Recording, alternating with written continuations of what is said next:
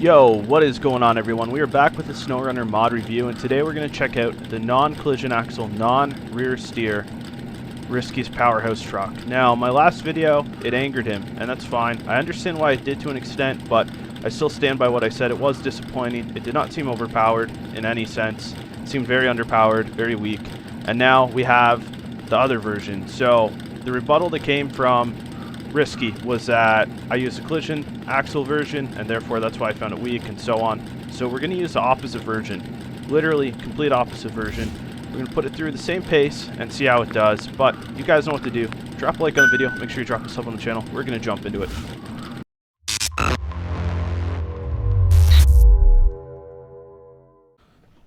Alrighty guys, time to customize up Risky's Powerhouse, non-rear steer, and non-collision axles, non-CDT axles. The biggest thing was apparently that because it had the collision axles, that's why I found it disappointing and weak. So we're going to try this version for fun. Today we're going to try it, but let's customize it up. We're going to do it pretty much exactly the same. Engine, we're going to go with OP.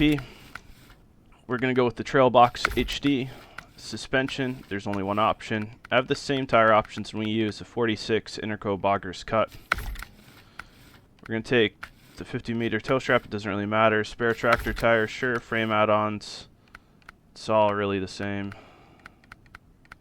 But I want it to be as close as the same as what we had before. The tow rope's already there, perfect. Underglow light strips, spare fuel supplies, custom stickers, sure.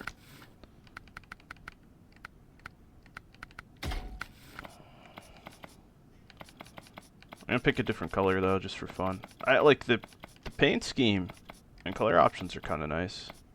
Can't deny that. Everything else is kind of disappointing though, from what I saw with the other version. So, all right, we're gonna pull it out, go through the exact same trail that we did last time, and this is gonna be the tell-all for it. All right, so we gotta drive down to the same area, but as I said last time, if you look at some of the other trucks that Risky and Rexy worked on, or Risky did, the interiors turned out a lot better than this. This is, there's just stickers here, and they don't even feel like they fit it properly.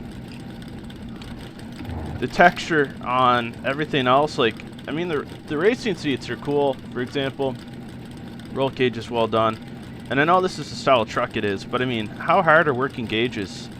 The other thing is that there's no working taillights, and I know there's a headlight bar there, but I know the truck model doesn't have this, so you know that's like a preference thing, and that's not to discredit Risky's work by any means, but when you don't have to do the detail of the lighting and the taillights and flares or anything else like that, how hard is it to do gauges? Really?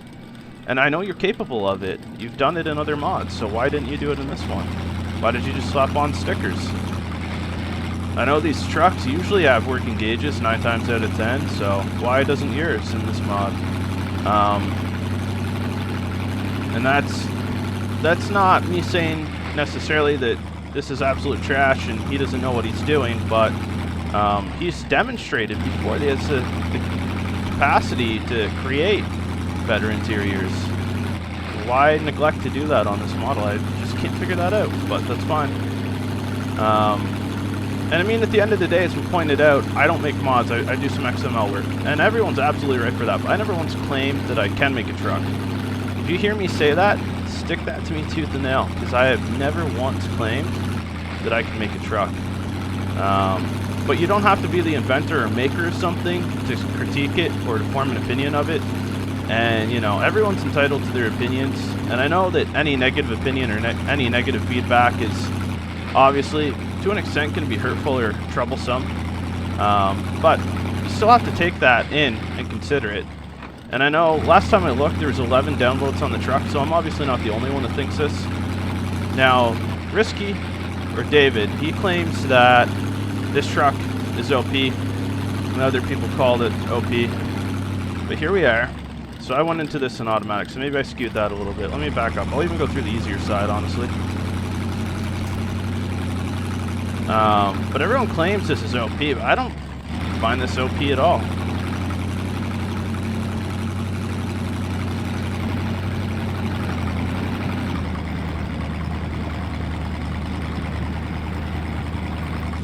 I will say from what I'm seeing right now, it is working a little bit better than the other version, but not by any significant stance at all. It's the vanilla Hummer H2 upgraded could do better than this. Come on now.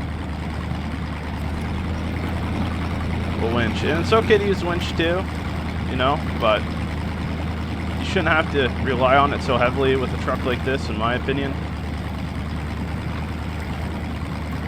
I'll even put in a low minus.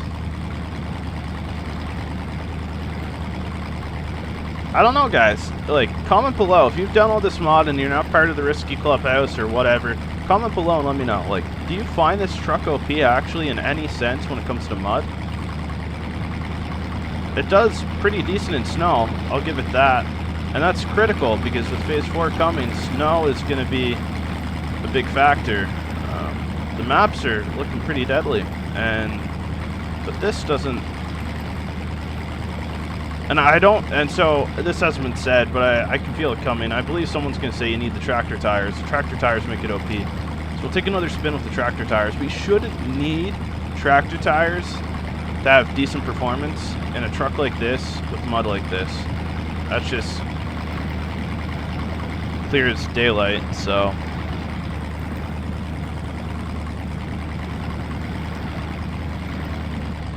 And I mean, you can tell it's pretty stuck right now, so give it another moment or so, see if we can get past this, and if not, then we'll just head back and we'll grab the tractor tires for testing purposes. Let's see how much of a difference this makes. Should we just go super OP and add the duals mud? That's tough. And also, these are considered OP by the rating. So, let's see what this changes, guys.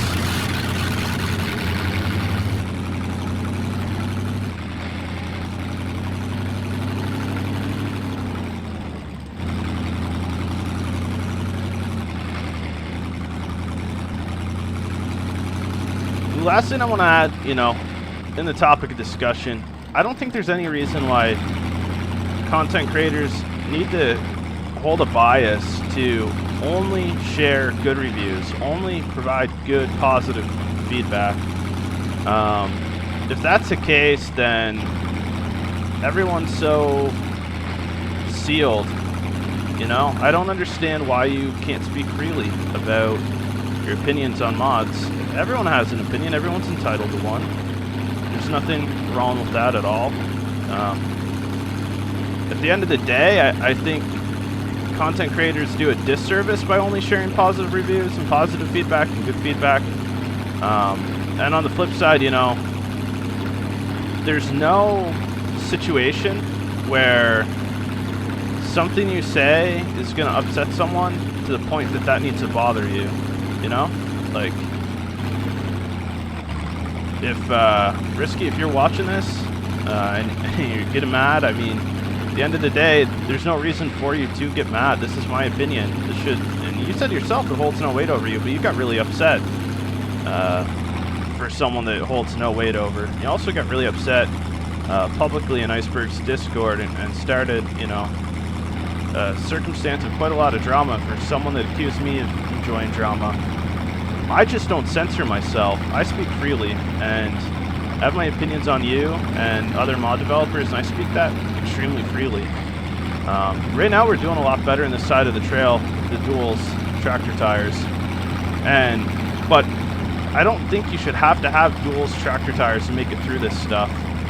The Tacoma goes through this a little bit easier than this does.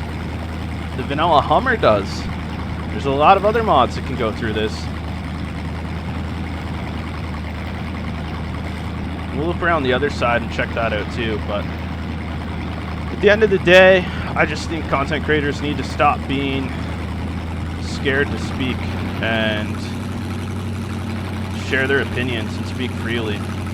That's a harsh world if you can't speak what's on your mind freely. And no one should ever make you feel bad for speaking your mind or having an opinion on anything.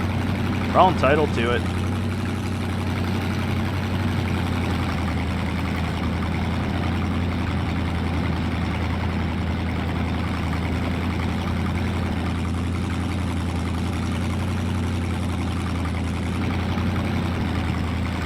So I will say the tractor tires do make a difference. The dual tractor tires do make a difference, but again, guys, you shouldn't need them to make it through this at all. You really shouldn't. It should not be the holy grail to performance on this truck.